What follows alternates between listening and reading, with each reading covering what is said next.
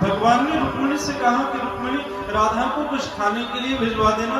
सो रुक्मिणी ने जलता गर्म दूध दासी से भिजवा दिया और दासी उस दूध को लेकर के गई और बोली कि भगवान ने ये प्रसाद भेजा है। और जैसे प्रसाद का नाम सुना है, एक बार में उस जलते हुए दूध को अपने होठों से लगाया और भगवान के चरणों का ध्यान किया और सारा का सारा दूध पी गई। सुबह जब हुआ तो भगवान के पैरों में मोटे मोटे छाले पड़े थे। सब लोगों ने देखा कि भगवान के पांव में छाले पड़े हैं, भगवान दर्द से व्याकुल हैं। तो सब लोग जाकर के प्रभु से पूछने लगे कि महाराज ये क्या हो गया, आखिर रात में तो आप बिल्कुल ठीक थे, अचानक से आपके पांव में छाले कैसे पड़ गए। तो भगवान ने रुक्मिणी को बुलाया और कहने लगे कि देवी, आपने जो रात्रि में दूध राधा के लिए भेजा था ना, दासी लेकर के गई और बोली कि मेरा प्रसाद है। और प्रसाद का नाम सुनते ही राधा ने उस दूध को एक बार में ही पी डाला। और जिस समय वो दूध पी रही थी उस समय उसके जो ध्यान थे वो मेरे चरणों पर आकर के टिके हुए थे। सो सारा दूध मेरे चरणों पर आकर के गिर गया। मेरे चरण राधा के हृदय में निवास कर रहे थे, इसलिए उस गर्म दूध से मेरे पांव में छाले पड़ गए। किसी को विश्वास नहीं होता है कि ऐसा भी हो सकता है। अगली रात्रि जब आई है तो भगवान ने रुक्मिणी से कहा कि हे रुक्मिणी, आज न जाने क्यों मुझे नींद नहीं आ रही है, आओ चलो रात्रि विहार करने के लिए चलते हैं। रुक्मिणी को लेकर के भगवान रात्रि में विहार करने निकल गए और जैसे ही बाहर निकलते हैं वहीं पहुंच गए जहां पर राधा रानी सो रही थी। तो रुक्मिणी से भगवान ने कहा कि हे रुक्मिणी, क्या कोई किसी से इतना प्रेम कर सकता है कि निद्रा की अवस्था में भी वो अपने प्रियतम का नाम लेता हो। रुक्मिणी ने कहा कि प्रभु, जागृत अवस्था में तो लोग नाम लेते ही नहीं, तो निद्रा की अवस्था में कोई कैसे अपने प्रियतम का नाम लेगा। सो भगवान ने कहा कि एक काम करो, जाओ और जाकर के देखो कि राधा सो गई है या जाग रही है। रुक्मिणी जब जाकर के देखती हैं तो राधा सो रही थी और अपने कानों को जब राधा के श्वास के पास लगाया है तो उनकी हर श्वास में बस एक नाम निकल रहा था कि कन्हैया कन्हैया कन्हैया कन्हैया कन्हैया कन्हैया कन्हैया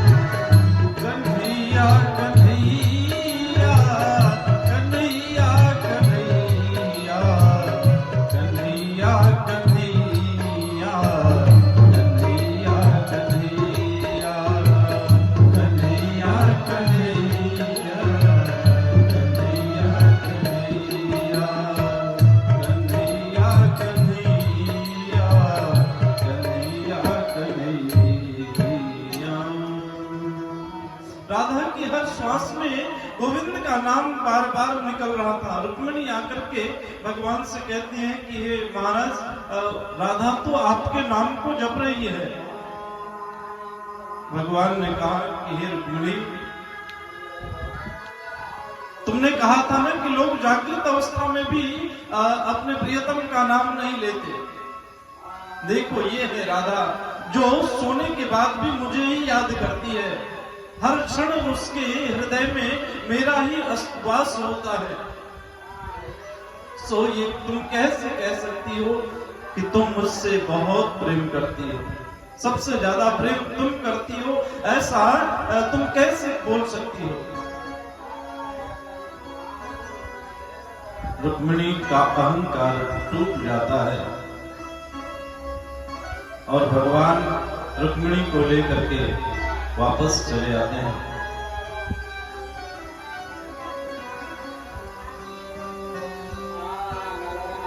इधर धीरे धीरे कुछ समय बीता है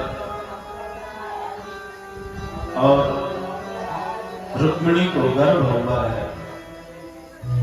रुक्मिणी के गर्भ से एक बालक ने जन्म लिया जिसका नाम था प्रद्युम्न। जिस दिन उस बालक की छठी थी, 6 दिन का बालक,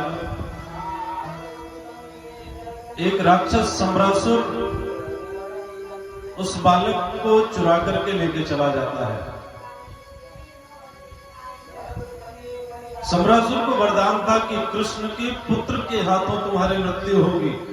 तो सम्रासुर जैसे ही देखता है कि कृष्ण के यहाँ पुत्र पैदा हुआ है, तो 6वें दिन ही उस बालक का हरण कर लेता, उसे चुरा करके लेके चला गया और लेकर के गया और ले जाके समुद्र में डाल देता है।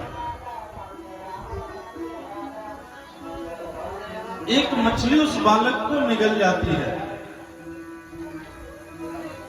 और उसी दिन मछुआरों ने जाल डाला है और जाल में वही मछली फंस गई जिसने बालक को निगल लिया था। मछुआरा जब जाल को खींचने लगा तो बहुत विशाल मछली उसके जाल में फंस जाती है और लेकर के जब बाहर निकाला है, बड़ी मछली को पकड़ करके अब वो प्रसन्न हो गया।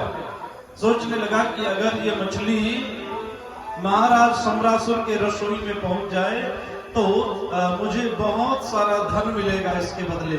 सो उस मछली को ले जाकर के महाराज सम्रासुर को बेच देता है। सम्रासुर की रसोई को जो बनाती थी उसका नाम था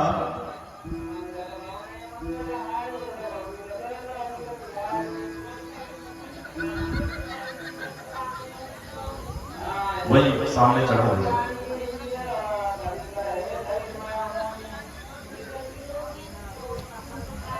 हे गोपाल